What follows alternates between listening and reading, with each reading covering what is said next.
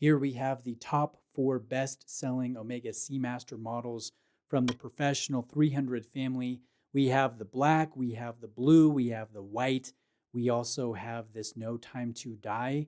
And I'd like to talk a little bit about each one and also rank them. But before I jump into that, let me share my own history with this specific generation. I've owned the chrome dial version. That was my first from this modern latest version of the Seamaster Professional. And I think that one is so underrated. I love the fact that it has the sunray, but it also has the ceramic wave dial. It's unexpected with the silver and blue color combination, and I think it is the most visually dynamic, even though it is not the most popular. That being said, I've also bought the white dial black bezel here that is in front of the camera. I've had quite a bit of time with this specific version in my own collection, and I've got to say that the white is muted. It hides the wave a little bit more than the other color configurations, and I think it looks a little bit smaller visually with the contrasting dial and bezel, but it is very sharp. Now, my father, he bought the black dial, black bezel, and that was his first luxury watch purchase. And he's really enjoyed the versatility. You can take this color configuration, you can wear almost any type of outfit and go in almost any type of situation, and it just feels appropriate. So that's my own family history with this model. And I'd like to note that there is a new green dial, green bezel configuration that unfortunately I don't have here in front of the camera, but I love the nickname. Watch fans are calling it the Seaweed Master, which is comical. And anytime we have a ridiculous nickname, it reminds me not to be pretentious, not to take myself too seriously, not to take this hobby too seriously. So I love the new nickname of the all green, the Seaweed Master. My favorite thing about these Seamasters is the fact that we have so much selection as consumers. We can go steel, we can go a number of different colors. There are a number of different limited editions. There is steel and gold, there is ceramic, there's some good choice. And fortunately for us, most versions are readily available, unlike typical Rolex, where you have to play that waiting game in order to get whatever watch that you're looking into. Now, how would I rank these versions, these top 4 best selling color iterations of the Seamaster? I think that's hard to just state. I'd like to talk a little bit about each one, and then I'll give you my own rankings. But let's start with the white. This one is interesting, again, because it's a little bit visually smaller. I think the red accent stands out a little bit more with this white dial. And I think this one is the one that most watch collectors want to try over the other color versions. This one didn't debut originally with the chrome, the black, and the navy. This one came a little bit later, and at that point, the hype was pretty crazy. It has since died down a little bit, but it's easy to see why this one is so attractive. I love the gunmetal of your super markers and your beveled, flared skeleton hands. These are very legible, and I'm pleased to say that the white is very legible as well. Now, the most surprising one, in my opinion, is the blue. Now, my first luxury watch was a Seamaster, a Bond Seamaster quartz on a bracelet in blue from the 1990s. And I love the fact that this modern blue, it's not the same blue, but it's paying homage to that original blue. And it's, again, very sharp visually. It's not too saturated, but it's not too muted. It's not too dark. It's not too light. I think it is versatile, and I'm really digging this navy. Now, the black, like I mentioned, I think is the one that you just can't go wrong with. It goes in any situation. It goes in any activity. It's very versatile. It is very sharp, and it is one that my father has worn for a couple years now, and it's handled that wear and tear very well. So if you are in doubt as to which one you like the best, again, I don't think you can go wrong with the all black.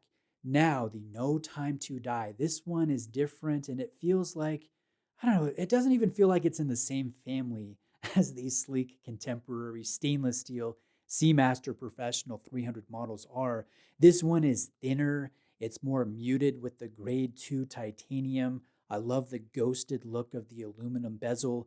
You look at this and it looks like a classic aluminum bezel insert, and then you go into a no light situation or a low light situation, and you see that the bezel is entirely loomed, which I think is awesome. Now, this one also has the very warm aged look of Superluminova, which not everybody likes, but we do have a no date application and a box shaped sapphire crystal, in addition to a titanium mesh that tapers. And fortunately, Omega is making this mesh in stainless steel, which I think is a great move. So again, this No Time to Die feels very different from the others. It's more under the radar. And if you are a fan of the James Bond franchise, I think this one will really appeal to you. One interesting tidbit is that the actor that played James Bond most recently, Daniel Craig, had design input. He let Omega know what type of features, what type of watch he thought James Bond would wear as an agent. And the Swatch Group took that input and they implemented it here with this No Time to Die. So yes, it is far more expensive, nearly $4,000 premium over the other versions, but I can see why it is a top 4 bestseller. It is very attractive. Now, here are my personal rankings. You might not agree with me. In fact, you might be a little bit surprised, but I would rank the best one here is the navy. It's the blue. I love that tie-in to the original Bond Brosnan era Seamaster from the 90s. Again, it's very versatile, very sharp, just the right shade of blue. And I found it the most surprising seeing them all next to each other. The next one is the white, and especially here on this OEM rubber strap that matches the bezel. And this one is one of the nicest rubber straps that I've ever come across from any brand. It's top level. It's definitely worth the premium. So I really like this white. This one, again, no surprise. I've owned this one. I ranked this high. It comes in number 2 for me. Number 3, I'm going to pick the black on black. Again, I don't think you can go wrong with it. It probably is the most versatile. And then, of course, number 4 would be the No Time to Die. Now, let's compare the Seamaster to 2 other models as we wrap up this kind of casual ramble here.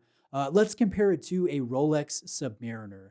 Now, note the noticeably larger watch when it comes to the Omega. We have a larger case, we have larger markers, a larger handset, larger font, a larger bracelet and clasp. Even the box that it comes in will be bigger. And I think if you like a larger wearing watch, you will really love the Seamaster as opposed to the Submariner. But I will say, as an owner of both, or a previous owner of both, I think that the Submariner is more comfortable, and that comes down to the thinness, that comes down to the taper of the bracelet, and just how timeless this design is. Now, that being said, I don't think that these watches are direct competitors. I think that they are different enough to wear in one watch rotation, one on one day and then the other on a different day, or maybe 2 in the same day. They're different enough. The Seamaster is much cheaper at retail and much easier to buy at retail, which is a point in the favor of the Omega. Now let's compare the Seamaster to the Speedmaster. Now these, of course, are very visually similar. You can tell that they are related, that they come from the same brand. They both have lyre-style lugs. They both have similar branding with the logo, with the name of the model, and with professional. Omega is reminding you that you have a professional level watch, whether you go with a Speedy or whether you go with a Seamaster. The Seamaster feels like a contemporary modern diver. It's heftier. There's a lot of shine and pop and pizzazz. You notice these differences. The Speedy feels more like a vintage watch with the aluminum, with the printed markers, the white needle hands, with the matte finishing of the dial. You notice the contrast with your very contemporary Seamaster. So I think a duo of a Speedy with that cool as can be history and then this modern Seamaster, that would be a pretty incredible pairing. And if you had that in your watch collection, I think you would be set for almost any situation. So let's summarize here. Overall, the Seamaster is a very well-rounded model, and I would say that it is class leading at that $5,000 price segment.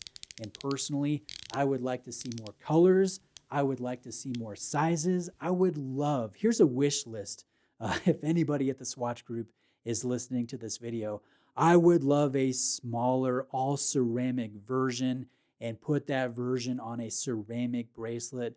I know your sister brand Rado does it. I would love to see Omega do a ceramic bracelet, especially on the Seamaster Professional. I think that could be so dang cool. And if I'm just doing the wish list here, I would love to see the 8900 caliber within the watch so I can get that jumping time zone feature.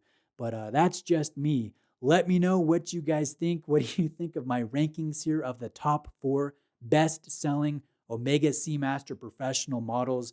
I'd like to shout out Exquisite Timepieces in Naples, Florida. If you're looking for a good Omega authorized dealer, reach out to them. Shout out Graham, Tyler, Nick, Joe. Any of those gentlemen can help you out if you're looking for an Omega. So all relevant links will be in the description of the video. Thanks for watching today, guys. Have a good one. I'll see you next time.